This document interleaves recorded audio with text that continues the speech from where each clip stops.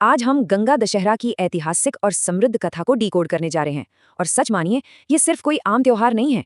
ये स्वर्ग से धरती पर अवतरण और आत्माओं की मुक्ति की एक बहुत ही विशाल, एक बहुत ही महाकाव्य जैसी गाथा है। सदियों से इस घटना ने करोड़ों लोगों की आस्था को आकार दिया है। तो चलिए, बिना किसी देरी के इस दिलचस्प सफर की शुरुआत करते हैं। तो सबसे पहले बात करते हैं भाग 1 की, गंगा दशहरा का असल अर्थ, यानी पापों का विनाश। अब आम तौर पर जब भी दशहरा शब्द कानों में पड़ता है तो मन में एक बिल्कुल ही अलग त्योहार की तस्वीर बन जाती है ना। लेकिन इस खास संदर्भ में बात कुछ और है। यहाँ दशहरा का मतलब है 10 अलग अलग तरह के पापों का पूरी तरह से विनाश। ऐसी मान्यता है कि इस पवित्र जल में एक बार डुबकी लगाने भर से हमारे विचार, हमारी वाणी और शरीर से जुड़े पूरे 10 तरह के पाप धुल जाते हैं। और ये कोई छोटी बात नहीं है। यहीं से समझ में आता है कि इस पर्व का आध्यात्मिक महत्व कितना ज्यादा बड़ा है। अब सवाल ये उठता है कि आखिर इस जल में इतनी बड़ी, इतनी अलौकिक शक्ति आई कहाँ से। और इसी सवाल का जवाब छिपा है हमारे दूसरे भाग में, एक राजा, एक श्राप और पैतृक पाप की कहानी। कहानी शुरू होती है बहुत समय पहले, राजा सगर के अश्वमेध यज्ञ से। होता कुछ यूं है कि यज्ञ का घोड़ा अचानक बेहद रहस्यमयी तरीके से गायब हो जाता है। अब उस घोड़े को ढूंढने के लिए उनके एक दो नहीं बल्कि पूरे 60,000 बेटे निकल पड़ते हैं। तलाश करते करते वे सब कपिल मुनि के आश्रम तक पहुंच जाते हैं, जहां उन्हें वो घोड़ा बंधा हुआ दिखता है। अब यहीं पर उनसे एक बहुत बड़ी, एक भयानक भूल हो जाती है। उन्हें लगता है कि मुनि ने ही घोड़ा चुराया है। वे बिना सोचे समझे आश्रम में तोड़फोड़ करने लगते हैं। इधर ध्यान में बैठे कपिल मुनि का क्रोध भड़क उठता है। उनके एक श्राप से राजा सगर के वो 60,000 पुत्र उसी वक्त वहीं जलकर भस्म हो जाते हैं। और बस यहीं से शुरू होती है मोक्ष की वो लंबी और कठिन यात्रा, जिसके लिए आगे चलकर राजा सगर के वंशज भगीरथ को पीढ़ियों तक कठोर तपस्या करनी पड़ी।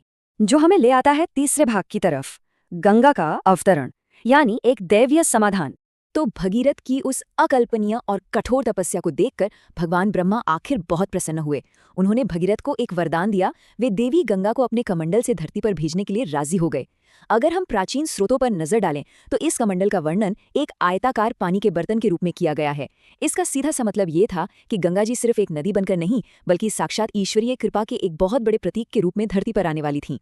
लेकिन रुकिए, यहाँ एक बहुत ही बड़ा और तनावपूर्ण पेच था। गंगा के उस अपार, उस प्रचंड वेग को भला कौन रोक सकता था।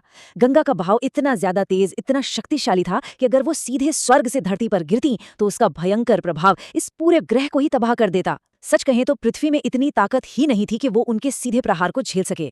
तो अब ऐसे में इस महाविनाश को टाला कैसे जाए। इसी महाविनाश को टालने के लिए एक बेहद अद्भुत समाधान निकाला गया। भगीरथ ने भगवान शिव की घोर आराधना की और शिवजी इस संकट को दूर करने के लिए आगे आए। जैसे ही गंगा जी ब्रह्मा के कमंडल से निकली, पहला कदम था उनका शिवजी तक पहुंचना। दूसरे कदम में भगवान शिव ने उस प्रचंड उफनती हुई धारा को अपनी जटाओं में समेट लिया और गंगा के उस पूरे वेग को सोख लिया। फिर आता है तीसरा और आखिरी कदम, जहां उन्होंने बहुत ही धीमी और नियंत्रित गति से गंगा को धरती की तरफ बहने दिया। आखिरकार ये कोमल जलधारा सगर के भस्म हुए पुत्रों तक पहुंची और उन्हें वो मोक्ष दे दिया जिसका इंतजार वे सदियों से कर रहे थे। अब आते हैं चौथे और अंतिम भाग पर, नदी के आगमन का जश्न और आज के समय में इसका पालन। सदियों पुरानी इस ब्रह्मांडीय घटना को आज भी पूरी आस्था के साथ जीवित रखा गया है। हिंदू कैलेंडर के हिसाब से यह पर्व हर साल ज्येष्ठ मास के शुक्ल पक्ष की 10वीं तिथि को मनाया जाता है, ठीक उसी तरह जैसे भगीरथ ने अपने पूर्वजों के लिए किया था। आज भी लोग पवित्र गंगा में स्नान करते हैं, दान पुण्य करते हैं और व्रत रखते हैं। देखा जाए तो ये सिर्फ कोई रस्में नहीं है, ये आज भी हमारे मन में पापों को धोने और जीवन में शुद्धता लाने के उसी अटूट विश्वास का प्रतीक है। इसीलिए तो गंगा को एक बहुत ही खास नाम दिया गया है, मोक्षदायिनी, जिसका सीधा सा अर्थ है मुक्ति प्रदान करने वाली। यह नाम ही अपने आप में उनकी एक स्थायी विरासत को दर्शाता है।